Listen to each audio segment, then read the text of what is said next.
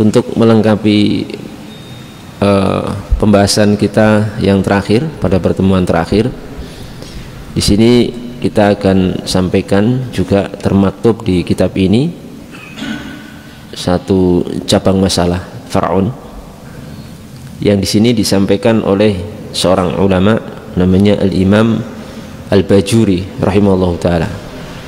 Beliau mengatakan, qala rahimahullahu taala, qala Al-Bajuri, Imam Al-Bajuri mengatakan, wa yukrahu at-takbilu fi ra'si illa liqadimin min safarin aw liman ba'uda liqa'uhu urfan. Jadi dimakruhkan untuk mencium kepala.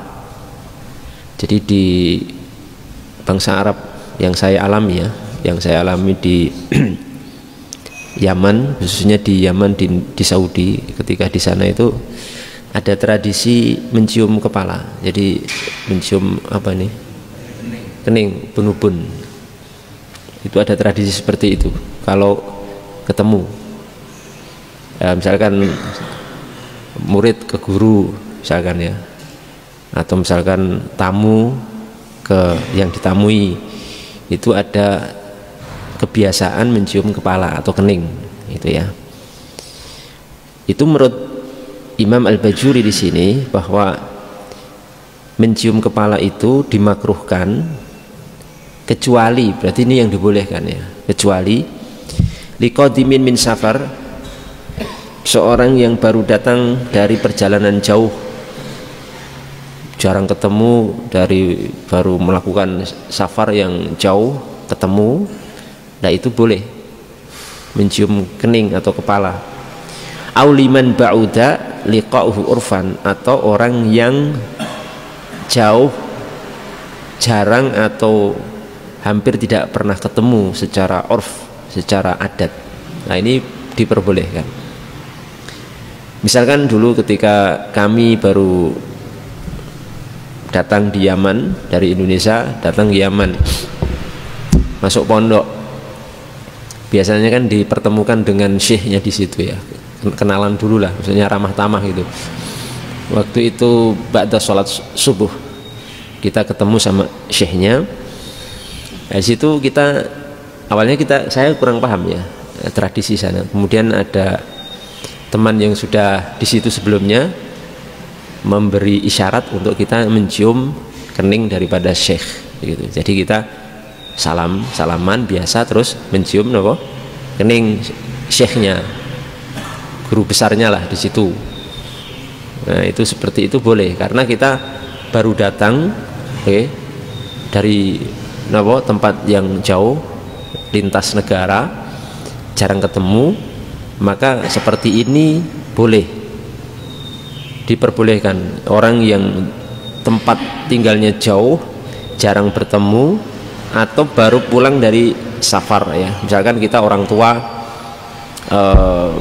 safar 1 pekan jauh ke Jakarta, ke Kalimantan, terus pulang ke Solo, maka di situ anak-anak kita boleh mencium kening kita sebagai bentuk apa? Penghormatan, ta'zim kepada yang dicium. Seperti tradisi ulama di Yaman seperti itu. Ya, kalau mungkin tidak seperti itu, cuma harian begitu, ini menurut Imam Al-Bajuri makruh hukumnya. Kalau tidak dari safar jauh, bukan orang yang posisinya jauh seperti itu, jarang ketemu, tiap hari ketemu, cium kepala atau kening, maka di situ makruh hukumnya. Nggak sampai haram, cuma makruh. Yang diperbolehkan tadi ya, min safarin atau liqadimin min safar, orang yang baru datang dari perjalanan jauh, auliman ba'uda liqa'uhu urfan, atau orang yang yang dia ini jarang ketemu, jauh ketemunya, jarang ketemu dengan orang tersebut, maka itu diperbolehkan atau dianjurkan untuk mencium kening. Namun mungkin di Indonesia ini adat mencium kepala ini apa ya, nggak ada adat ini ya. Cium pipi, cepika-cepiki. Kalau cium kening atau kepala itu kalau di Indonesia yang saya tahu nggak ada. Malah kalau itu kita terapkan aneh juga, itu malah aneh, mungkin dianggap apa tuh ini gitu kan, aneh. Nah ini ada faedah juga bahwa adat itu yakhtalifu bi ikhtilaf al-buldan wal zaman wal ahwal wal ashkhas. Jadi memang tradisi itu berbeda-beda sesuai perbedaan negeri, perbedaan orang, perbedaan kondisi, perbedaan keadaan. Apa yang ada di Timur Tengah, misalnya di Yaman, tradisi itu belum tentu kalau diterapkan di Indonesia itu cocok, bahkan bisa dianggap kurang ajar gitu. Dan anak kecil kan pegang kepala orang tua kan, itu di Indonesia apa? Kurang ajar. Jadi kan ketika kita mencium kening syekh itu, kalau di Yaman pas saya baru datang mencium itu apa? Sambil pegang kepalanya Pak, jadi pegang kepala dulu gitu baru dicium. Iya kan, nggih, seperti penghormatan Pak. Saya cium syekhnya itu saya pegang kepalanya dulu baru dicium. Itu pun saya diajari oleh teman yang sudah sebelumnya di situ. Saya kira cukup salaman toh. Oh ternyata enggak. Setelah salaman cium kening syekhnya, ya sudah saya ikuti, saya pegang kepalanya baru saya cium. Nah kalau apa? Kalau iya. Kalau di Indonesia ini cium kepala sambil megang kepala, anak kecil megang kepala orang tua itu kan kurang ajar. Itu dianggap apa? Kurang ajar ya, kurang adab, kurang ajar kepada orang tua. Kepala itu, maka dulu saya sempat pertama itu emosi, bukan emosi meledak-ledak enggak ya, cuma merasa risih gitu. Nah, di sana itu anak kecil itu biasa pegang kepala orang lebih tua, jadi mainan saja itu biasa Pak. Saya misalnya makan toh, ada anak Yaman, anak sana itu mainan kepala orang itu, kepala saya untuk mainan dipegang gitu. Aduh, saya kan langsung gimana? Karena terbawa tradisi di Indonesia gitu kan, merasa wah ini perasaan saya waktu pertama baru awal datang kan, wah ini kurang ajar ini. Saya kan sempat mengelak gitu. Tapi kok pegang terus mainan gitu. Oh, saya tanya-tanya, oh ternyata itu kalau di sini itu penghormatan. Jadi sampean dipegang kepalanya itu malah itu merupakan penghormatan. Waduh. Nggak masuk ini di Indonesia gitu. Anak kecil mainan kepala orang tua apalagi sudah sepuh umur 60 tahun, wah itu bisa jadi masalah besar gitu. Nah, ini pelajarannya bahwa ada hal-hal tradisi adat satu daerah negeri itu belum tentu cocok diterapkan di negeri yang lain, di daerah yang lain. Ya silahkan, makanya falsafah orang Jawa itu apa nih Bu? Negara apa? Mawotot. Negara mawa cara, desa mawa tata. Negara mawa cara, bener ya? Ya desa mawa cara, negara mawa tata. Maksudnya setiap negara itu ada cara sendiri, ada adat sendiri. Setiap desa juga ada tata cara sendiri yang itu belum tentu belum tentu cocok diterapkan di tempat lain. Maka kita nggak bisa memaksakan tradisi Yaman cium kepala, pegang kepala itu penghormatan di Indonesia gitu kan. Nggak cocok Pak. Seperti misalkan kalau orang Sunda itu kan adatnya itu malah yang kerja apa? Ceweknya. Bali apa mana ini? Bali, di Bali. Bali itu malah yang kerja istri. Suaminya ngopi. Suaminya ngopi malahan. Iya benar begitu. Nah itu jangan diterapkan di Solo. Bisa ramai nanti. Waduh. Karena kalau di sana memang itu adatnya begitu, jadi nggak ada yang protes. Istrinya cari kayu bakar, gini mecahi kayu, waduh luar biasa gitu, ngambil air, kerja keras luar biasa. Suaminya ngopi, tidur sama ngopi. Itu tidak bisa diterapkan di Solo, di daerah kita, tidak bisa. Nah ini penting sekali kita menyikapi hal-hal seperti ini, termasuk masalah mencium kening atau kepala. Tadi sudah saya sebutkan rinciannya ya. Kemudian beliau mengatakan selanjutnya, wa yusannu taqbilul yad, ya, wa yusannu taqbilul yadi lis-salahin wa nahwih minal umuri ad-diniyah ka ilmin wa zuhdin. Perhatikan nggih. Kemarin sudah saya spill juga, saya sebutkan sekilas begitu, tapi saya ulangi biar lebih mantap. Disunahkan untuk mencium tangan orang lain karena kesolehannya atau yang semisalnya dari perkara-perkara diniyah, perkara agama. Dia seorang yang solih, kailmin, dia orang berilmu, para guru, para ulama, para masyayikh, cium tangan. Wa zuhdin, dia seorang yang zuhud, zuhdan termasuk umur diniyah, amrun dini, perkara agama yang baik, urungnya sederhana sekali, zuhud, bertakwa, seorang berilmu, para ulama, para masyayikh, ya, seorang yang solih. Atau ke orang tua, itu disunahkan untuk cium tangan ketika berjumpa atau mau berpisah. Oke? Disunahkan untuk cium tangan kita ke guru, murid ke guru, atau anak ke orang tua, anak ke orang tua, atau secara umum kita kepada orang-orang yang tadi punya sifat-sifat diniyah tadi, Pak. Biasanya umurnya lebih tua, dia seorang yang solih, dia berilmu, dia bertakwa, itu seperti itu. Dan alhamdulillah saya sendiri di keluarga saya itu anak-anak itu biasa, saya biasakan untuk cium tangan ke orang tuanya, ke bapak ibunya. Kalau anak saya kan manggil saya Abi gitu ya, kalau ibunya ke Umi gitu. Ke Abi saya, ke Uminya ibunya, itu tradisi kita.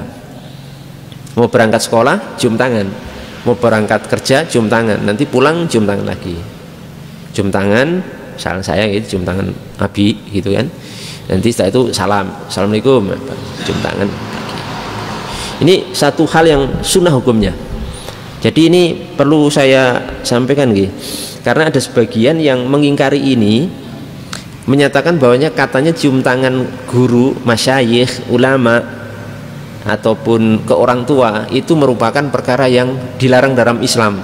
Ini saya malah tidak tahu yang berpendapat seperti ini, dilarang dalam Islam atau haram katanya. Ini tidak benar, karena pertama ini dilakukan oleh para sahabat Nabi Muhammad SAW melakukannya, dan yang dicium itu langsung tangan Rasulullah SAW. Kemudian Rasulullah tidak pernah mengingkari dicium tangannya oleh sahabat. Di antara riwayatnya dalam Sunan Abu Dawud, kemudian Imam Al-Bukhari dalam Al-Adabul Mufrad, diriwayatkan dari sahabat Abdullah bin Umar radhiyallahu ta'ala anhu, di mana Abdullah bin Umar niki sahabat niki berkumpul rombongan begitu, bertemu Nabi Muhammad SAW. Kemudian di akhir riwayat disebutkan oleh sahabat Abdullah bin Umar, fadanauna, yakni minan Nabi SAW, faqabbalna yadah. Kami sahabat, berarti nggak hanya satu, Pak. Kenapa? Tidak hanya satu, Abdullah bin Umar dan sahabat-sahabat lain itu mendekat kepada Nabi Muhammad SAW, faqabbalna, kemudian kami mencium, kami berarti ini semua rombongan ini semua mencium tangan Nabi Muhammad SAW.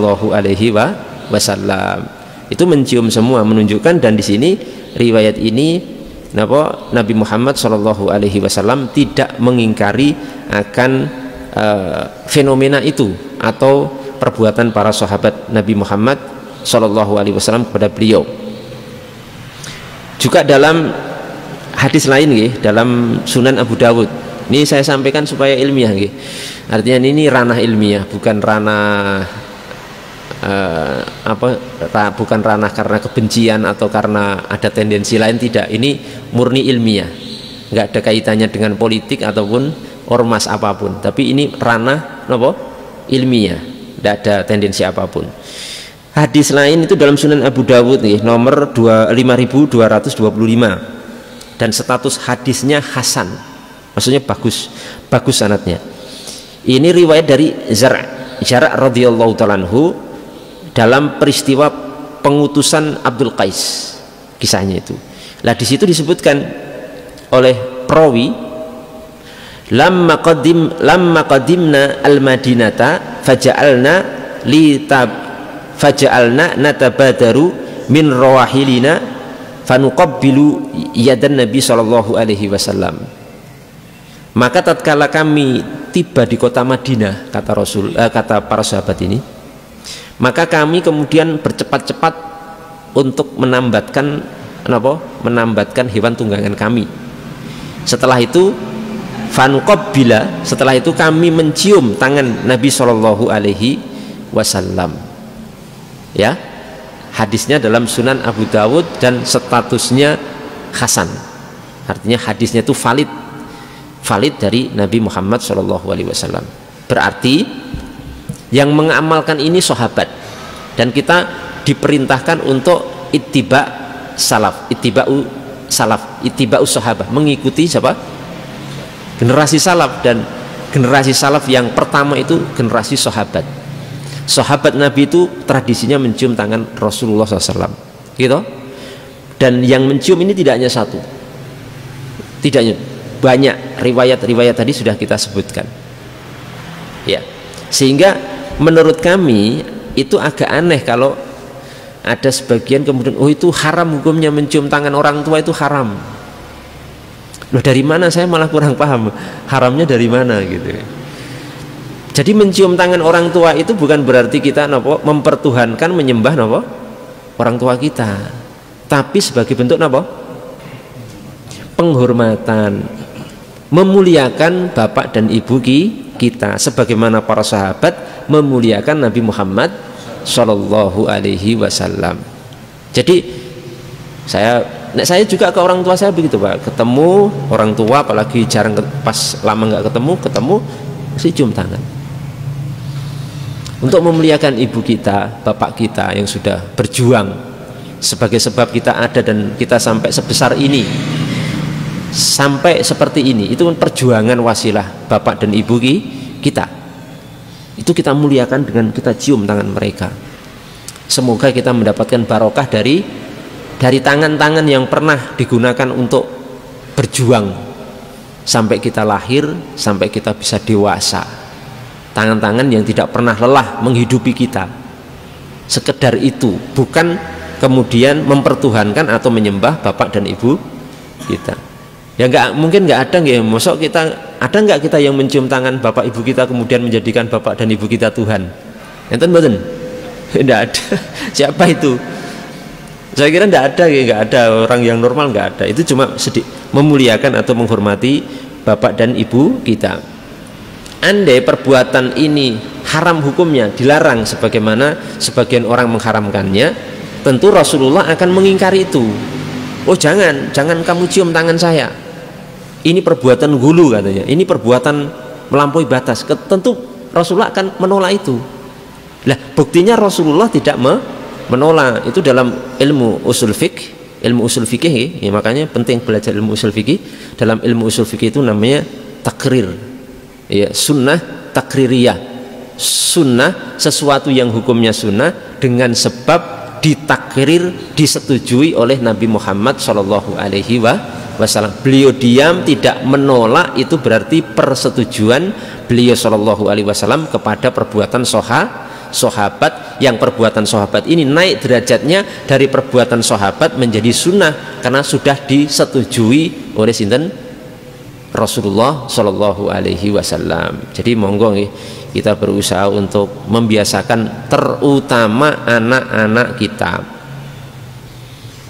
terutama nih monggo, supaya anak kita itu menjadi anak-anak yang santun, yang beradab gitu, yang sopan santunnya luar biasa, punya solah bowo kata orang tua itu. Lah anak-anak sekarang nggak begitu, Pak.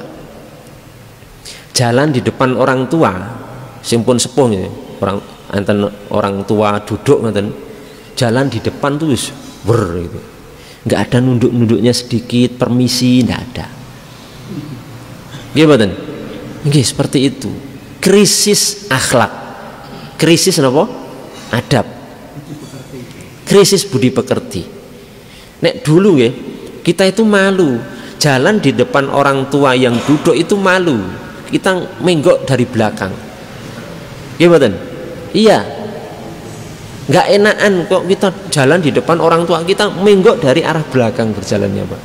Karena makanah, karena kedudukan orang tua kita yang sangat luar biasa, yang memang harus dihormati dan dimuliakan.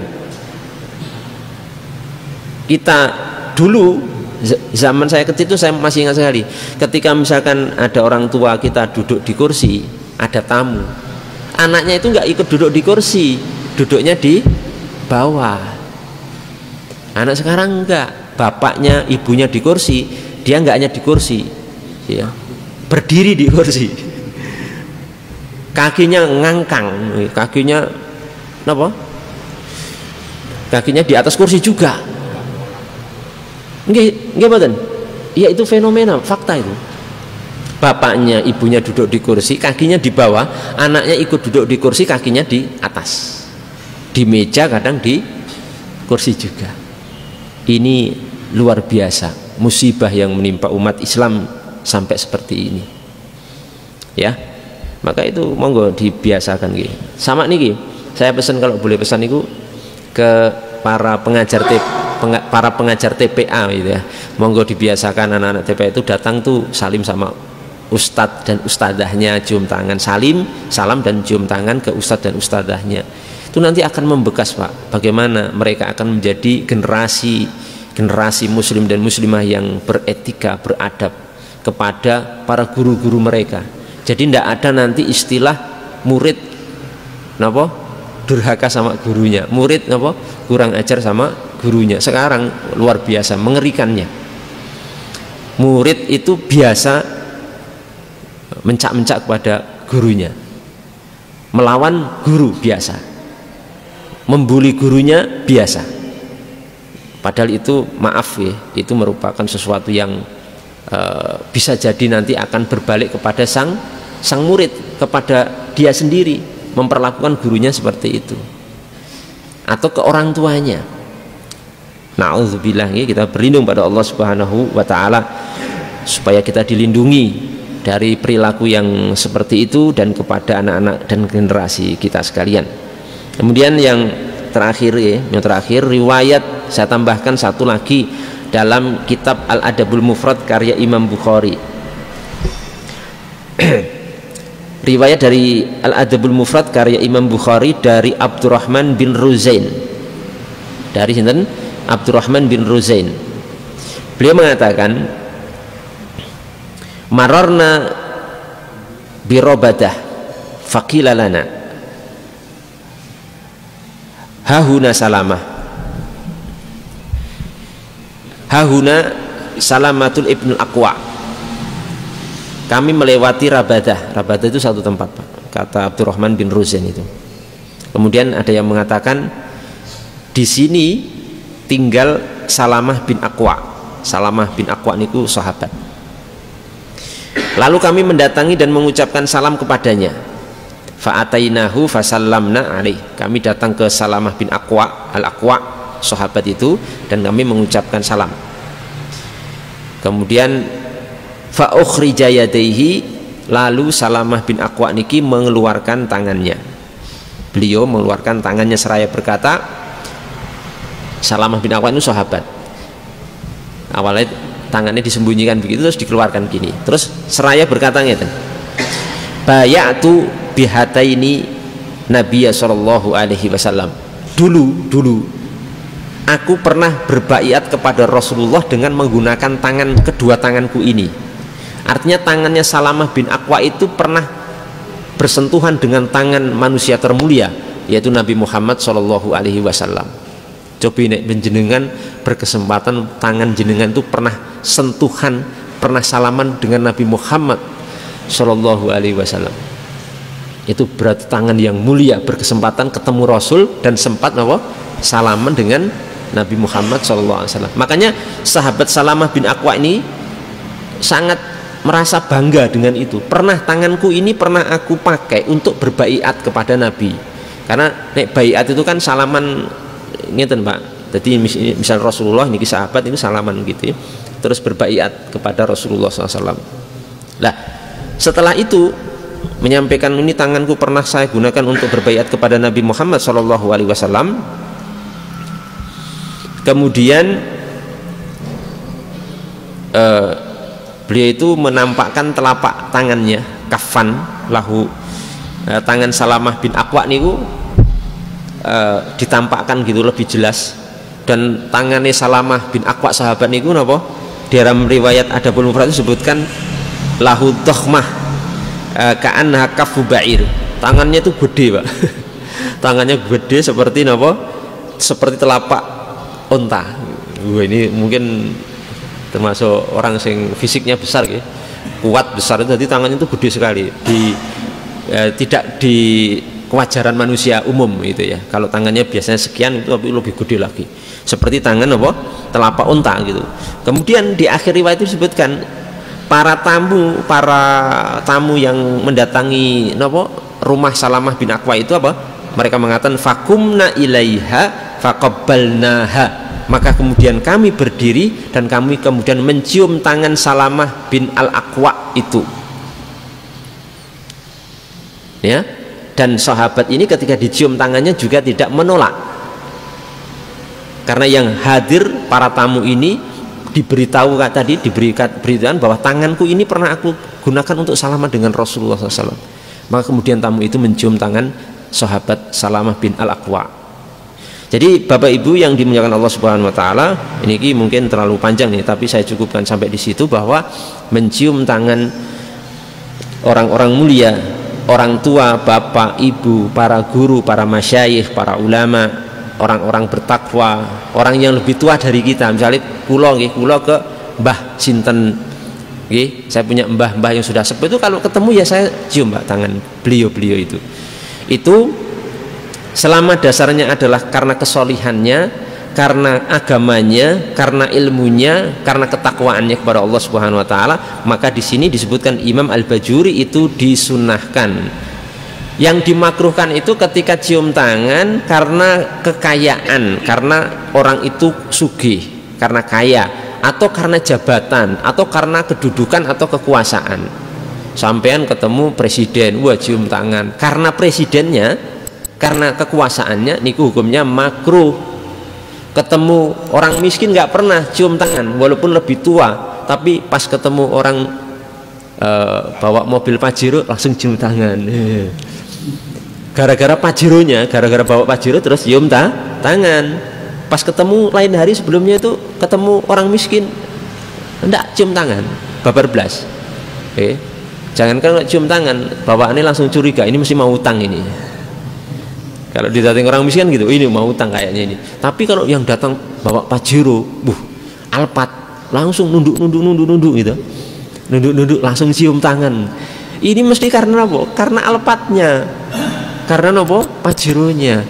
Bukan karena kesolihannya, bukan karena ketakwaannya kepada Allah Subhanahu wa taala. Lah, kalau yang ini makruh hukumnya. Makruh hukumnya. Bahkan kadang-kadang kita itu perlu mencium tangan nih anak-anak yatim, walaupun mungkin anak yatim itu di bawah kita umurnya, Pak, untuk rahmat, sebagai bentuk kasih sayang. Bagaimana menderitanya dan derita anak-anak yang tidak punya bapak dan ibu di dunia ini. Kita masih punya bapak dan ibu, bersyukur.